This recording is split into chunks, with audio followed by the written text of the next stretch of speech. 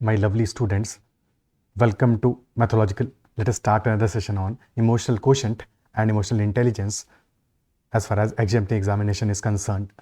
And if you have not already subscribed to the channel and you like the content, then subscribe to the channel as well as press the bell icon. You can also join the Telegram channel or the WhatsApp channel Mathological and connect with me on Telegram at ADITYAKT. My name is Adil Kumar Tiwari and let us start the session. So first question, and in each question, pause the video, ponder over the question, read the question properly, read out the options, and then accordingly decide one option which you seem as the most fitting solution to the given question stem. First question, you are a teacher and discover that some of your colleagues are inflating student grades to make their classes appear more successful. So some of your colleagues are doing inflating student grades. ठीक है, तो instead of properly, fairly marking their papers, they are inflating student grades to make their classes appear more successful.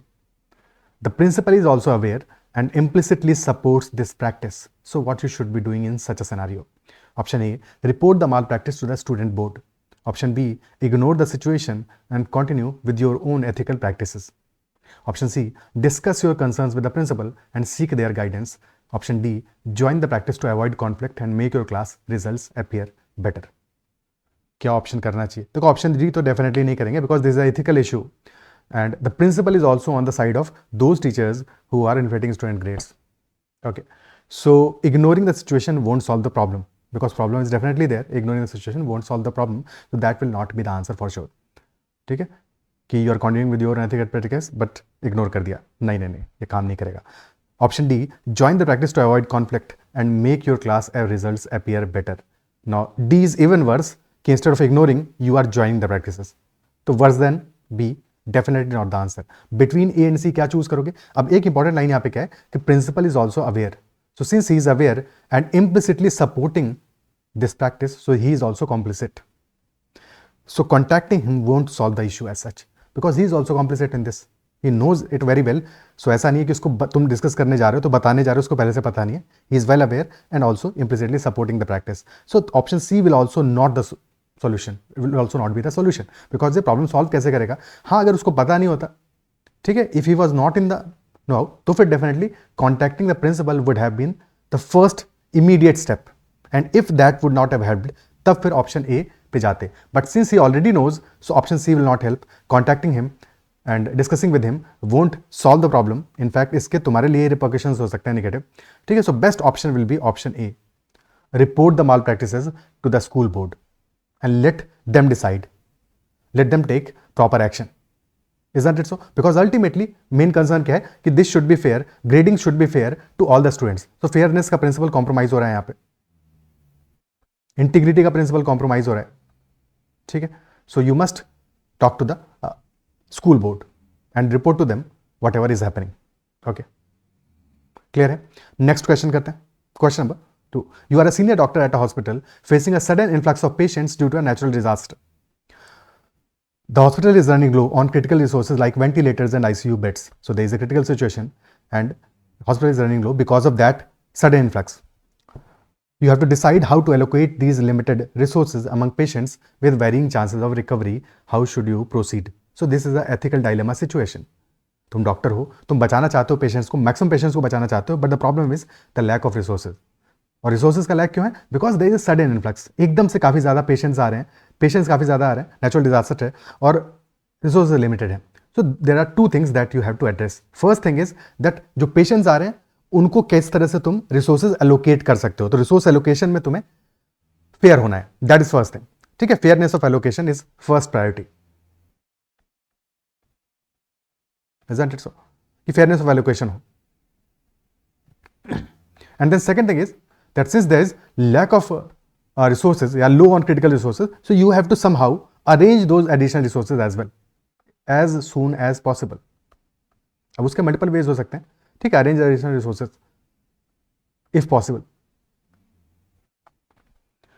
अब options को देखते हैं. Option A, allocate resources to the patients with the highest chances of survival to maximise the overall number of lives saved. Okay, ठीक है. Option B, allocate resources on a first come first served basis to ensure fairness and avoid accusation of bias. ठीक है. Option C, allocate resources based on a random lottery to ensure complete impartiality. ठीक है.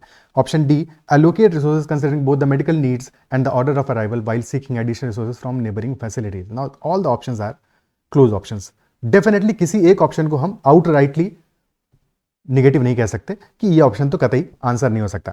I mean, isn't it so? So सारे के सारे options में there is something good about each of the options. But definitely option C को अगर observe करो, option C कह रहा है allocating resources based on a random lottery to ensure complete impartiality. Though random lottery may seem completely impartial, but this will not be the way to be fair to others. Isn't it so? तो complete lottery is very random. कुछ भी होगा उसमें. हाँ, fairness के लिए तुम कह सकते हो कि कंप्लीट रैंडम लॉटरी करते हैं, पर हमारे पास जब बेटर ऑप्शंस अवेलेबल हैं तो definitely option C will not be the answer.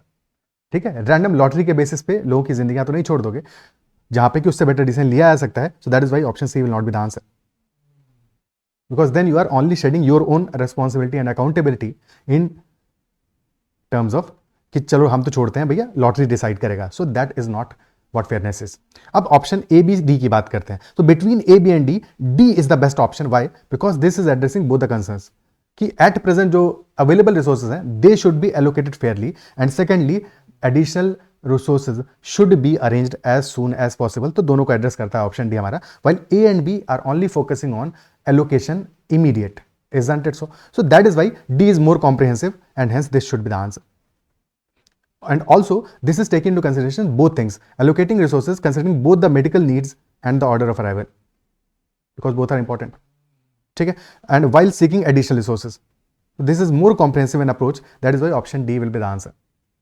क्या ये क्लियर होता है? हाँ, अगर ऑप्शन डी गिवन नहीं होता तो बिटवीन ए एंड बी हमारे पास एक नया एथिकल डायलेमा हो जाता कि हमें कौन सा ऑप्शन चूज करना पड़ेगा. Allocating resources to the patients with the highest chances of survival to maximise the overall number of life saved, या फिर allocating resources on a first come first serve basis to ensure fairness and avoiding accusation of bias. Because in any such situation we have to somehow decide on something. देखो, definitely the patients with critical injuries have lesser chances of survival, and also those patients that have critical injuries need those critical resources, ventilators, ICU beds more than others. Isn't it so? क्या ये बात appreciate कर पा रहे हो? And there are patients with less critical injuries, they have higher chances of survival, but they need these critical resources in the lesser quantities, और उनके chances of survival ज़्यादा हैं ultimately. तो यहाँ पे एक बहुत डाइसी सिचुएशन क्रिएट हो जाएगा, और what should be the best option will be a kind of ethical dilemma कि हमें कौन सा ऑप्शन चूज करना पड़ेगा. Isn't it so? Because we have to prioritize between two lives. That is a difficult, very difficult situation in real life. Isn't it so? Clear है? So option D इन options में तो best है. तो option D के होते हुए ए और B में हमें एक को चूज नहीं करना है, but otherwise this will be tricky situation. Okay, clear है? And in such emergency scenarios we might have to choose something like option A with better explanation over option B. That depends. Okay, चलो next question पे चलते हैं. Seema, a finance manager who faced gender discrimination in her previous workplace, started a company with equal male and female representation. Over 6 years, she succeeded and expanded to 8 locations. However, she now faces an ethical dilemma. Female employees are reluctant to travel and work late hours. Unlike their male counterparts, Seema feels pressure to reduce the proportion of female employees but values the equal representation that inspired her company. As a conscientious entrepreneur, what should Seema do? Conscientious entrepreneur, what should Seema do? यानी कि क्या सीमा का decision होना चाहिए? And she is a conscientious entrepreneur. So what should Seema be doing in such a scenario? Now, Seema is a finance manager who faced gender discrimination in her previous workplace, and only because of that she started a company with equal male and female representation. तो हमें एक starting point मिल रहा है कि why Seema started her own company, and the reason is to have equal male and female representation, a company with no gender discrimination. That is the first thing. That is the starting point. Over 6 years she succeeded and expanded to 8 locations. Now, after that, this expansion, she is now facing an ethical dilemma because female employees, they are reluctant to travel and work late hours. So that is a concern, unlike their male counterparts. तो male counterparts को issue नहीं है. They are not reluctant to traveling. They are also okay with late hours, but female employees को issue है इससे. So Seema is feeling pressure to reduce the proportion of female employees, but values the equal representation. So what should she be doing? Option A, assign female employees to roles without travel and less overtime. Okay. Option B, reducing the number of female employees to meet business needs, ठीक है. Option C, maintain the current employees and ratio and status quo. And option D, only hire male employees moving forward. Now between these 4 option सबसे पहले eliminate करते हैं उस option को जो कि डेफिनेटली रॉन्ग होगा, and that option is option C, because there is ethical dilemma, there is a concern, there is a issue, और वो इशू ऑप्शन सी तो मेंटेनिंग करंट एम्प्लॉय रेशियो और एसएस को से सॉल्व नहीं होने वाला. Isn't it so? ठीक है, क्योंकि यहाँ पे हम प्रॉब्लम को सॉल्व नहीं कर रहे हैं.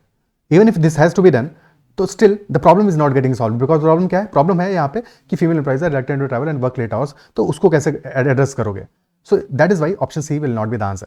बट क्या ऑप्शन बी या डी आंसर हो सकता है? Can we have option B और option D as a fair answer?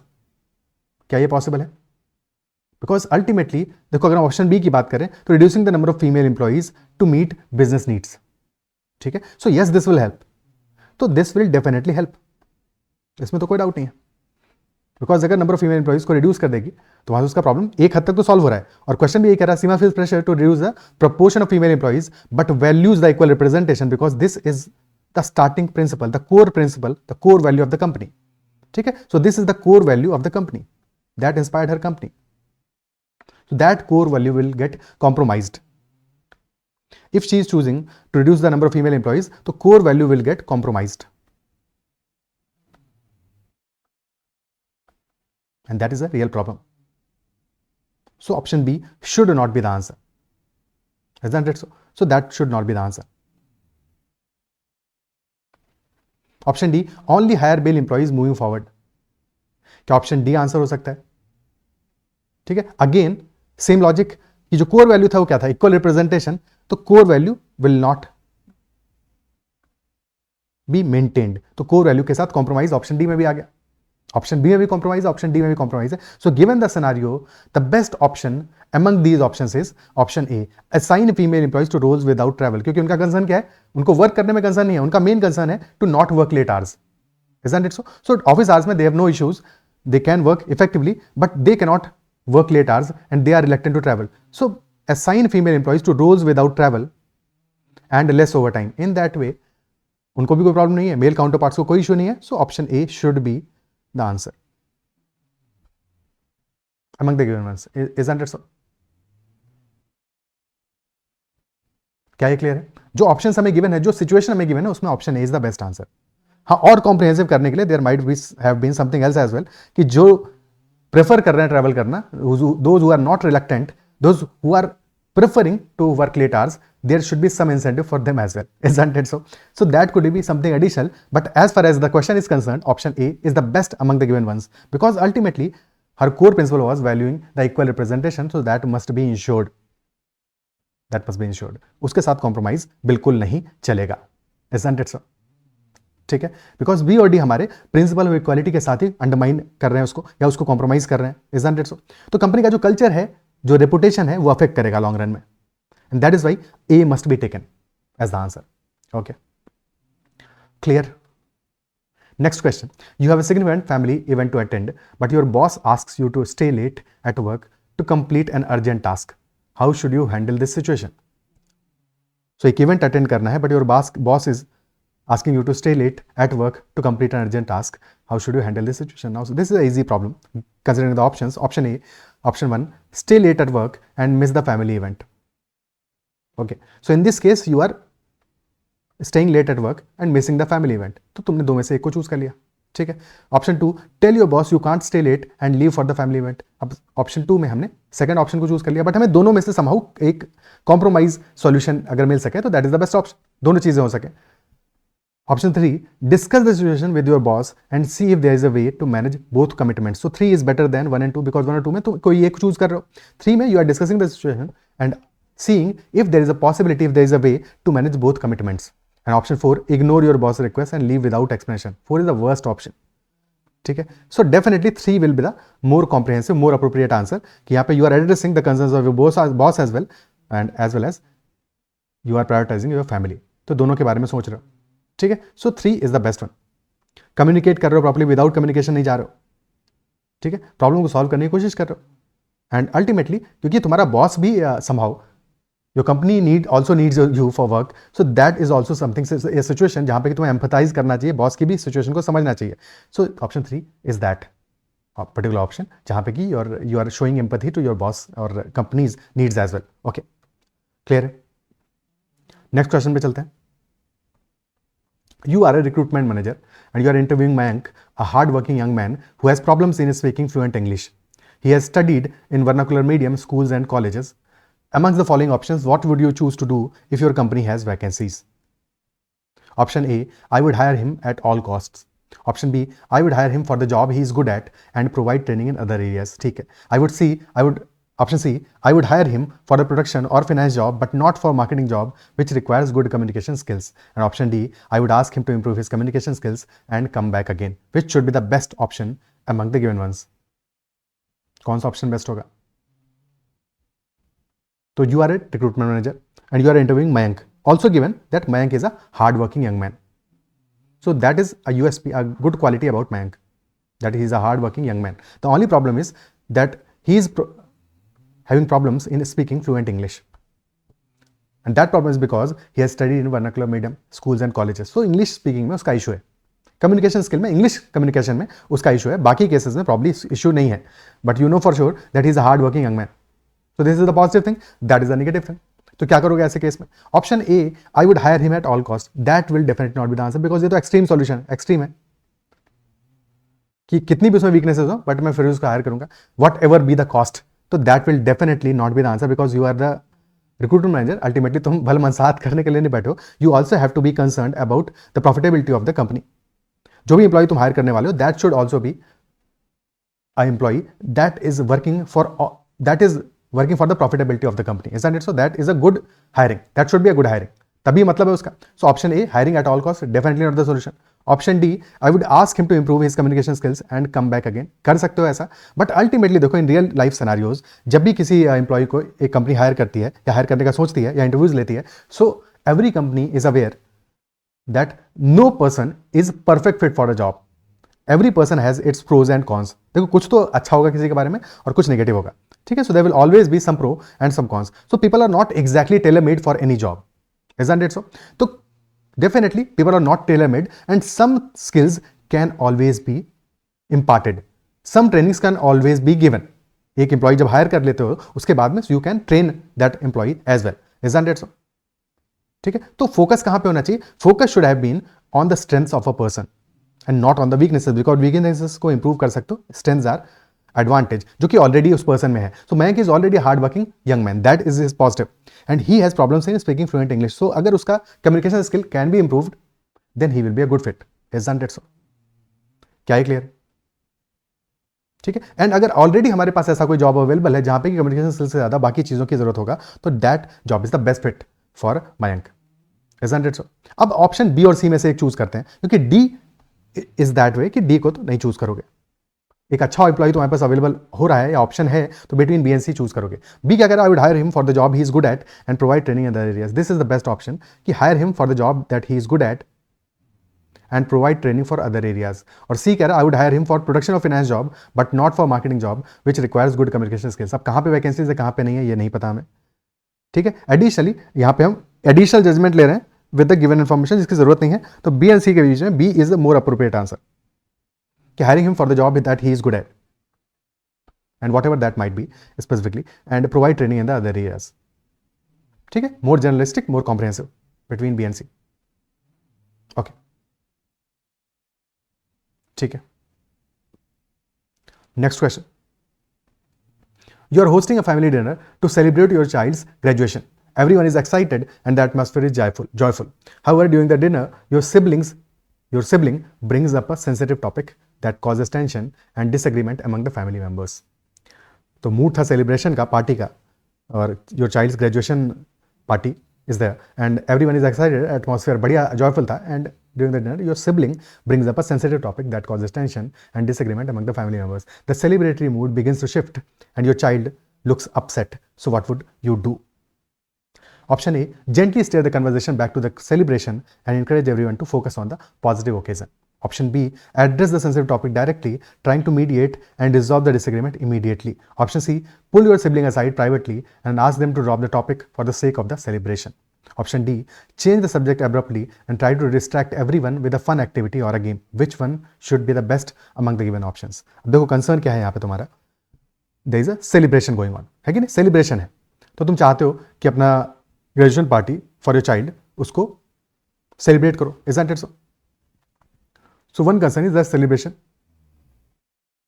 because this is a celebratory event. Okay, you want to celebrate that. Okay, second concern is your child's emotions, because that sensitive topic is causing tension, disagreement, and your child is now looking upset. So you have to address your child's emotions as well. And third concern is because the sibling has brought out a sensitive topic, तो तुम्हें family harmony में maintain करना है, तो लफड़ा थोड़ी करना है कोई, ठीक है, तो इन पे सारी बातों पे फोकस करना है। इमोशनल इंटेलिजेंस तो तभी तुम्हारा काम करेगा जब इन सब पे फोकस करोगे, तो तुम्हारा सॉल्यूशन कॉम्प्रिहेंसिव होना चाहिए। Option A is saying gently steer the conversation back to the celebration and encourage everyone to focus on the positive occasion, ठीक है। सो जेंटली स्टीयर, हार्शली नहीं, जेंटली, अब्रप्टली नहीं, gently steer the conversation back to the celebration, तो जिसके लिए आए थे वही काम करना है, back to the celebration and encourage everyone to focus on the positive occasion, so that seems fine, ठीक है। Okay, option B, address the sensitive topic directly, trying to mediate and resolve the disagreement immediately. Option B अच्छा option है, अच्छा इस मामले में है, because you are addressing the sensitive topic directly, trying to mediate and resolve the disagreement immediately, but the problem is कि अभी जो मूड है वो सेंसिटिव टॉपिक के डिस्कशन का नहीं है, अभी मूड किसका है, सेलिब्रेशन का है। और यहां पे ऑप्शन बी में तुम सेंसिटिव टॉपिक को तो एड्रेस कर रहे हो, but you are not addressing the celebration, you are not addressing the child's mood, isn't it so? तो तुमने बहुत सारी चीजों को मिस कर दिया यहाँ पे, so that is why option B is not the perfect answer, because option B में you are addressing the sensitive topic, but main concern is not the sensitive topic, main concern is to host the family dinner to enjoy that celebratory mood, isn't it so? So that is the main concern in this particular question. So option B should not be the answer, though this is addressing the sensitive topic, but ये answer नहीं होगा, ठीक है। Option C, pull your sibling aside privately and ask them to drop the topic for the sake of the celebration. Option C भी अच्छा है, ये pulling your sibling aside privately and ask them to drop the topic for the sake of celebration, isn't it so? ठीक है। So this may seem as the effective option, but the problem is कि इसकी वजह से there might be defensiveness, your sibling might get defensiveness in the sibling तुम्हारा defensive हो जाएगा इसकी वजह से, ठीक है। तो क्या उसके साथ में फेयर होगा, थिंक अबाउट इट, ठीक है। So definitely C is also not that fair with your sibling, isn't it so? Option D, change the subject abruptly and try to distract everyone with a fun activity और game, ठीक है। तो distraction, अगर abruptly you are changing the subject तो distraction will be obvious, distraction might seem obvious in this case, isn't it so?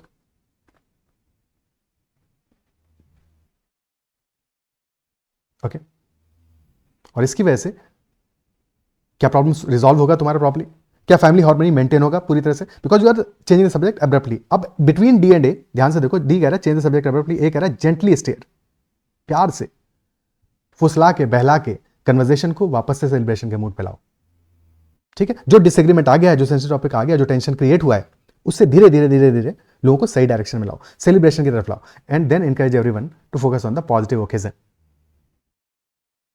कल ये discuss करेंगे sensitive topic, आज सेलिब्रेशन करते हैं। तो A is the best option in the among the given ones, A should be the answer, because A सबको address कर रहा है, सेलिब्रेशन भी हो रहा है, तुम्हारा चाइल्ड का मूड भी अपलिफ्ट हो जाएगा, बढ़िया हो जाएगा, और फैमिली हार्मनी भी मेंटेन रहेगा, किसी को कोई गिला शिकवा नहीं रहेगा। So A should be the best answer among the given ones. क्या ही बात अप्रिशिएट कर पा रहे हो, ठीक है। So among the given ones A should be the right answer in this question. Okay, clear है। नेक्स्ट क्वेश्चन करते हैं। You are the CEO of a manufacturing company that has recently discovered its production process is causing significant environmental damage. Addressing the issue will be costly and might lead to temporary layoff. What is the most ethical course of action? तो concern क्या है, CEO of a manufacturing company you are that has recently discovered its production process is causing significant environmental damage. Now that is a environmental damage हो रहा है, तो that is the ethical concern. Addressing the issue will be costly. अगर तुम इस issue को address करने जाते हो तो costly होगा, and might lead to temporary layoffs as well. So what is the most ethical course of action? Last line is very important. Most ethical course of action क्या होगा? और इन्वायरमेंटल डैमेज तो हुआ है, तो तुम्हें उसको एड्रेस तो करना है. जो पास्ट में हुआ है उसको भी एड्रेस करना है, जो फ्यूचर में होगा उसको रोकना है या उसको नहीं होने देना है. और दूसरा कंसर्न है कि this will be costly affair if you are going to address this issue. Also this might lead to temporary layoffs. तो क्या करोगे? Option A, apologize publicly, take immediate steps to address the environmental damage and find ways to minimize the impact on employees. Option B, keep the issue quiet and continue production as usual to avoid costs and layoffs. Option C, reduce production gradually without informing the public to minimize environmental damage and avoid financial losses. And option D, shift the blame to suppliers and continue production hoping the issue will be overlooked. Which should be the best answer?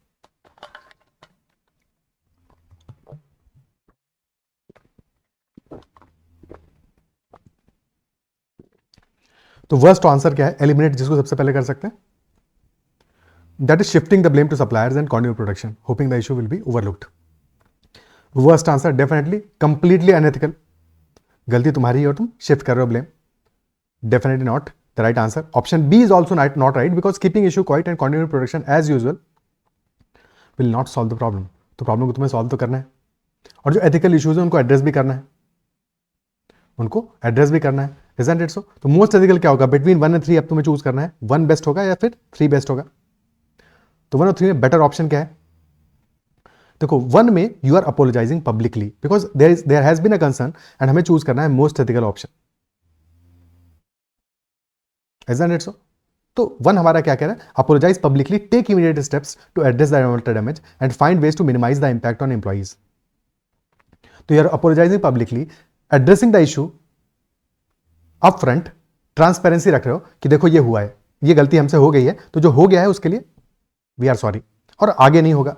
Take immediate steps to address the environmental damage and additionally ensure that layoffs कम से कम हो. Find ways to minimize the impact on the employees. Isn't it so? तो you are addressing all the corners, that apologizing publicly for what has happened already and taking immediate steps to address the environmental damage in the future and find ways to minimize the impact on employees as well. So all the issues are addressed in that case. Option C क्या कह रहा है? Reduce production gradually without informing the public.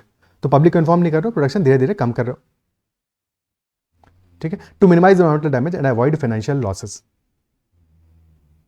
Isn't it so? But you are ultimately जो past में हो चुका है उसके लिए तुम क्या उसको एड्रेस कर रहे हो? तो ऑप्शन सी में that is not getting addressed. So between A and C, A is better option, A is more ethical than C. Isn't it so? Because A में तुम क्या कर रहे हो? ऑप्शन ए में तुम क्या कर रहे हो? You are transparent with the public because environmental damage के केस में public is also a stakeholder, so that transparency is important. और ऑप्शन सी में ट्रांसपेरेंसी नहीं है, तुम पब्लिक से तो कुछ भी नहीं बता रहे, पब्लिक से छिपा के रख रहे हो कि एनवायरमेंटल डैमेज हो रहा है, होने दो, ठीक है. You are also not accountable. तो ए में you are accountable, you are taking accountability, जो कि तुम सी में नहीं मेंटेन कर रहे हो. ऑप्शन सी में you are not maintaining that accountability. Isn't it so? Environmental sustainability के बारे में भी तुम ऑप्शन सी में उतना नहीं सोच रहे हो बिकॉज जो पास्ट में हुआ है उसके बारे में तो सोचना है, वो भी तो इंपॉर्टेंट है. Isn't it so? Employ wellbeing के बारे में you are thinking about in both the options. तो वहां पे समहाउ बिकॉज एम्प्लॉय वेलबींग के बारे में ऑप्शन सी में भी है, कहीं पे ले ऑफ के बारे में बात नहीं हो रहा है. So yes, between 1 and 3 we can say employee wellbeing तो दोनों में कंसर्न है, ठीक है. अब देखो एक कंसर्न क्या आ रहा है कि शॉर्ट टर्म कॉस्ट है. ऑप्शन ए के केस में we have a short term cost because question कह रहा है ना, addressing the issue will be costly and might lead to temporary layoffs. तो short term cost is there in option A, but this short term cost will result in long term trust. This transparency with the public will ultimately result in long-term trust. In the long run, जो लोगों का भरोसा है तुम्हारी company पे वो बढ़ेगा इसकी वजह से. तो लॉन्ग टर्म में ट्रस्ट रहेगा और पॉजिटिव रेपुटेशन होगा इसकी वजह से. Your reputation will be positive, so outcome will be positive. This will be win win for both public as well as the company. Short run में कॉस्टली होगा बट लॉन्ग रन में this will benefit your company and this will help in increasing the goodwill of the company. Option A is the best answer among the given ones. क्या ये clear है? ठीक है, next question करते हैं. You are the HR manager and discover that a well-performing employee has been involved in minor misconduct outside the work which does not directly impact their job performance. What should you do? your HR manager and discover that a well-performing employee has been involved in minor misconduct and that misconduct is outside of work. तो work से related नहीं है. So which does not directly impact the job performance. So what should you do? Now in real life scenario you might ignore it कि तुम्हारे काम से related नहीं है, जॉब परफॉर्मेंस को फर्क नहीं पड़ रहा है तो इग्नोर कर दो. But since this is the question और इन जनरल भी लाइफ में भी एक्चुअल में भी यू शुड बी कंसर्न. ठीक है, you are the HR manager और एथिकल पॉइंट ऑफ व्यू से this is a concern because there is a minor misconduct from his side. So you might listen to what he has to say on this. ठीक है, why he did what he did. ठीक है, option A कह रहा है हमारा what should you do. Option A कह रहा है ignore the misconduct since it does not affect their work. Okay. Option B immediately terminate the employee to maintain a strict code of conduct. तो option B तो definitely incorrect answer है because this is very very harsh, very extreme. Harsh and extreme क्योंकि तुम दूसरे side को सुन ही नहीं रहे हो. तुमने कहा कि थोड़ा सा भी मिसकंडक्ट नाकाबिले बर्दाश्त है और तुमने दूसरे साइड को सुना ही नहीं कि एग्जैक्टली हुआ क्या. ठीक है, why he did what he did, listening to that person is very important. Isn't it so? तो ऑप्शन बी तो कंप्लीटली हार्श एंड एक्सट्रीम है, कोई सेंस नहीं बनता उसका. ठीक है, क्लियर है? क्योंकि यहां पे तुम एम्प्लॉय का कॉन्टेक्स्ट समझने की कोशिश ही नहीं कर रहे हो कि what he was dealing with, और साथ में उसका जो ओवरऑल कंट्रीब्यूशन है कंपनी वो भी समझने की कोशिश करने नहीं कर रहे हो because he is a well performing employee. तो makes no sense. Option D issue a public warning to certain example for other employees also does not make sense much. इससे भी कोई फर्क नहीं पड़ेगा क्यों पब्लिक वार्निंग तुम्हें देनी है. Option A and option C. Option A ignore the misconduct and option C have a conversation with the employee to understand the context and provide guidance on the company's expectations. So between A and C, definitely C is the better answer because A में क्या करो, ignore कर रहे हो. Ignorance is never the solution. अगर better option तुम्हारे पास available है तो option C is much better. You are having a conversation with employee to understand the context, क्या हुआ क्या नहीं हुआ क्यों हुआ. ठीक है, so that is very balanced approach और फेयर है, fair to all the stakeholders. So fair to the employee. Okay, तो C should be the best answer among the given ones. Okay, clear? So answer should be option C in this case. Okay, so these are all the questions in this session related to emotional intelligence and emotional quotient. Comment में mention करना session कैसा लगा और अगर session अच्छा लगा है, if you like the session, then make sure to hit the like button as well. और अगर अब तक तुमने चैनल को सब्सक्राइब नहीं किया and you like the content, then make sure to subscribe to the channel as well as share the content with others so that बाकियों का भी benefit हो. Okay, और चैनल का रीच भी बढ़े. Also give a feedback in the comments कि तुम्हें सेशन कैसा लगा. जितना फीडबैक देते हो उतना बेटर लगता है. ठीक है, अच्छा फील होता है. So that is also motivating. And if you not join the Telegram और WhatsApp channels, so you can join the Telegram और WhatsApp channels by the name Mathological, or for any questions, queries or concerns, you can always message me on Telegram at ADITYAKT. That's all in this session. Bye bye, take care and keep learning.